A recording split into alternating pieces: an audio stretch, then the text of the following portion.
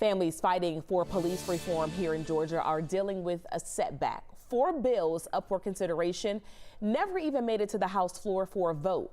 One mother tells Ariana Maniz they are not ready to give up. Nothing that he did should have caused him to die that night. Nothing. The calls for police reform hit home for Venethia Cook.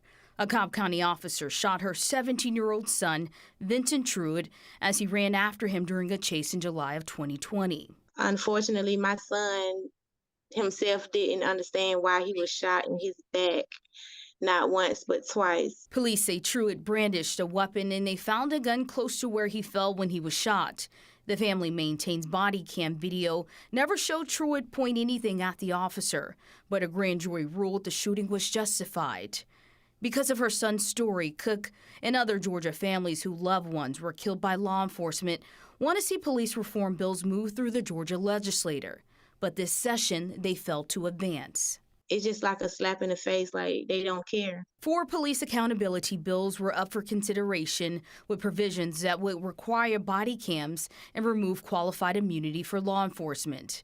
Democratic State Representative Sandra Scott co-sponsored the measures. I will continue to introduce this legislation until I can get a hearing and until I can get it on the floor of the House. This is her 3rd attempt to pass legislation like this, but this session the bills never got a hearing. Even just to have a conversation, just to have a hearing so that the people could come out and tell their story. Definitely concerned, considering this is one of the top priorities in Georgia, police accountability. It has been so for so many years. Georgia NAACP President Gerald Griggs says this could have been a moment for the state to lead on police accountability. But the International Brotherhood of Police Officers says law enforcement doesn't have an issue with accountability. Quite honestly, we already do most of the stuff that the bills are requiring that we do. If these bills are introduced again, he believes officers should have a say. As for the families pushing for the legislation, they say their fight will continue.